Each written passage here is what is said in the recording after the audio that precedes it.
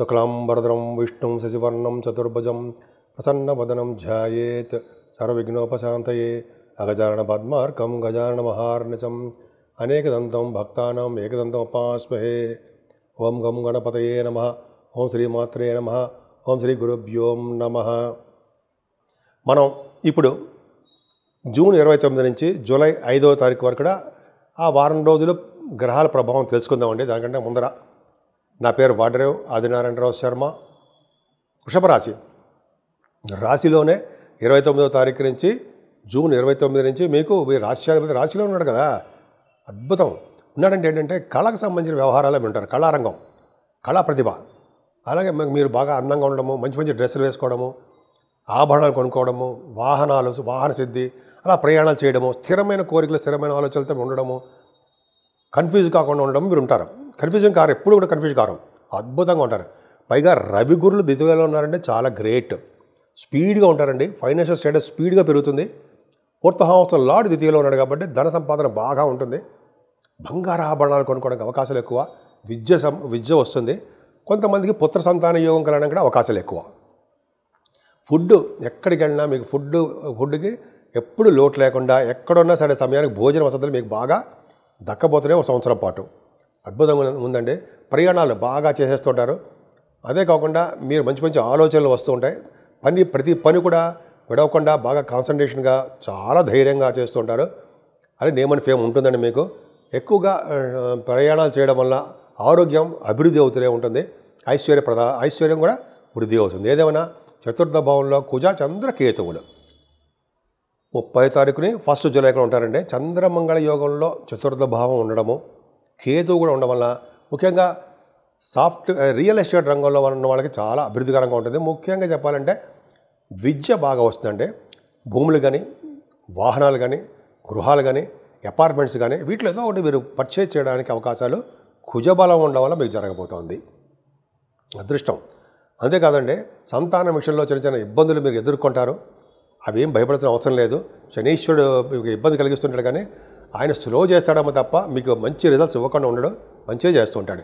ఏదైనా వివాహ వేడుకలు, శుభకార్యాలు, భార్యాభర్తలకు అన్యోన్య దాంపత్య జీవితం పర్ఫెక్ట్గా ఉంటుంది. ఆరోగ్య సమస్యలు అనేవి రావు. ఆరో భావాన్ని గురుడు చూడడము, అష్టమ భావాన్ని కూడా గురుడు చూడడం వల్ల మీరు ఈ లా సంబంధించిన విషయాల్లో బాగా సక్సెస్ అవ్వడానికి అవకాశం ఉందండి.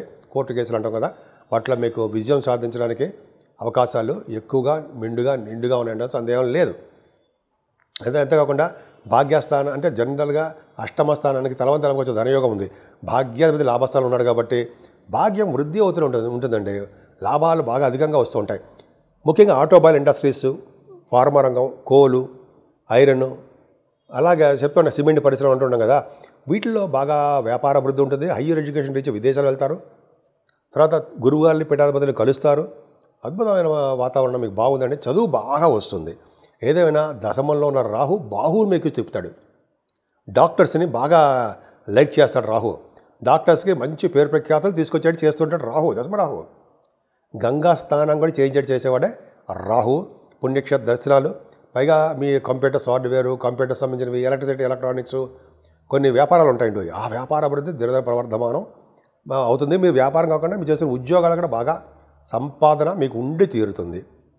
ముఖ్యంగా గవర్నమెంట్ ప్రొఫెషన్లో ఉండడానికి అవకాశాలు ఎక్కువ మీ రాశి వారికి.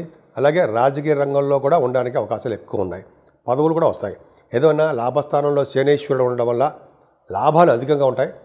ఫార్మా రంగంలో ఉన్న వాళ్ళకి, ఎలక్ట్రిసిటీ ఎలక్ట్రానిక్స్ రంగంలో ఉన్న వాళ్ళకి, సాఫ్ట్వేర్ రంగంలో ఉన్న వాళ్ళకి, సాఫ్ట్వేర్ రంగం ఉద్యోగస్తులకి చాలా బాగుండడము. ఇలాగా లాభస్థానంలో ఉన్న శని కూడా మంచి యోగాలు కలిగేది చేస్తుంటాడండి. భయపడాల్సిన అవసరం లేదు. మీ రాశ్యాధిపతి మీ రాశిలో ఉన్నాడు కాబట్టి ఇబ్బంది పడాల్సిన అవసరం లేదు. చక్కగా వృషభ రాశి వారికి ద్వితీయంలో గురుడు, అలాగే భాగ్యంలో రాహు, లాభంలో శని, వీళ్ళు ఖచ్చితంగా మంచి చేయడానికి అవకాశాలు ఎక్కువ ఉన్నాయి. కానీ కాలసర్పదోషంలో రాహుకేతులు ఉండిపోయారు కాబట్టి మనం సర్పద శాంతి చేయించుకోవాల్సిందే. సో రాహుకేతులు పూజ చేయించుకోవడము, అమ్మవారి పూజలు చేసుకోవడము, గణపతి ఆరాధన చేయడము, అలాగా మీరు విశేషమైన పూజలు చేసుకోవడం వల్ల మంచి యోగాన్ని కలగడానికి అవకాశాలు ఎక్కువ ఉన్నాయి. మేషరాశి నుంచి మీనరాశి వరకు వారికి అందరికీ కూడా పరిష్కార మార్గాలు అంటాం కదండి, రెమెడీస్ అంటాం కదా. అసలు ఏం చేసుకుంటే ఈ నెల మొత్తం కూడా జూన్ ఎండింగ్ అనమాట, జూలై నెలలో ఈ వారం రోజులు మనం ఎలా ఉంటాం, మన ఆరోగ్య పరిస్థితి ఎలా ఉంటుంది, మన వ్యాపారాలు ఎలా ఉంటాయి, మన పిల్లలు ఎలా ఉంటారు, ఇవన్నీ తెలుసుకుందామండి. జనరల్గా ఈ ప్లానెట్స్ అన్నీ కూడా, గ్రహాలన్నీ కూడా తమ తమ బాగా అంటే వాళ్ళు రాహుకేతుల మధ్యలో అంటే ఉండిపోవడం వల్ల వారు స్వతంత్రించి విపరీతమైన రాజయోగాలు కొంతమంది కొన్ని గ్రహాలు ఇవ్వలేకపోతుంటారు. ఈ రాహుకేతుల మధ్యలో ఉండిపోవడం వల్ల సర్పదోషం ఏర్పడిపోయింది. ఇంతకుముందు కుజుడు కూడా ఉండిపోవడం వల్ల కుజుడు కూడా సర్పదోషం ఏర్పడిపోయింది. కానీ కుజుడితో కలిసి ఉండడం వల్ల, కేతువు కూడా ఉండడం వల్ల, కేతువుతో కలిసిన రాహుకేతువులు ఉండడం వల్ల సవ్యకాల సర్పదోషం ఏర్పడిపోయింది. అయితే ఏంటయ్యా అంటే ఏం లేదండి, మనం ఈ భావాలను తప్పించంటే, ఈ భావం సర్పదోషాలు తప్పించుకోవాలంటే మెయిన్ ఏంటంటే కాళహస్తి వెళ్ళి మనం పూజ చేసుకోవడమే. అది ఒకవేళ లేదనుకోండి, మనం అవకాశం ఉండదు, రాహుకేతులు అక్కడ చేయించుకోలేము. మన ఊళ్ళోనే మంగళవారం అమ్మవారిని పూజించినా అది కుదరదండి మనకి. మనం అమావాస్య పూట కానీ పౌర్ణమి పూట కానీ చాలామంది గుళ్ళలో, అమ్మవారి గుళ్ళల్లోనే పూజలు చేస్తారు, హోమాలు చేస్తారుంటాయి. అలా చేయించుకోవడం వల్ల మంచి రాజయోగం కలుగుతుంది. అంటే రాహుకేతువులలో వచ్చే దోషాలు పరిహారం అయిపోతూ ఉంటాయి. అది గొప్ప అదృష్టం ఉండేది. ఆంజనేయ స్వామి కూడా పూజ చేస్తుంటారండి, హోమాలు కూడా చేస్తుంటారు చాలా గుళ్ళలో. అది చేయించుకున్నా సరే అద్భుతమైన సినిమాలో వచ్చే దోషాలు బ్రహ్మాండ పరిహారం అయిపోతూ ఉంటాయి.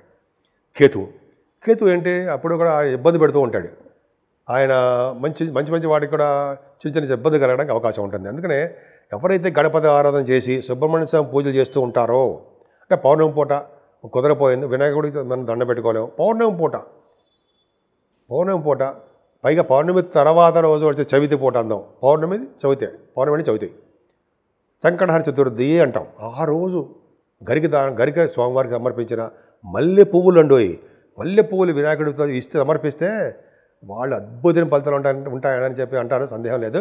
అలాగే సుబ్రహ్మణ్య స్వామి ఆరాధన చేసుకున్న ముఖ్యంగా శివుడికి మల్లె పువ్వులతోటి, అలాగే తులసి దళాలతోటి, మారేడు దళాలతోటి ఎవరు పూజ చేస్తారో వాళ్ళ ఇంట్లో స్థిరమైన లక్ష్మి ఉండడమే కాకుండా సంపూర్ణమైన ఆరోగ్యవంతులుగా ఉంటారు అని తెలుస్తోంది. అంతేకాకుండా వెంకటేశ్వర స్వామి ఆరాధన చాలా ఇంపార్టెంట్. కలియుగంలో పూజించవలసిన దేవుడు ఎవరంటే వినాయకుడు, అమ్మవారు, అలాగే వెంకటేశ్వర స్వామియే.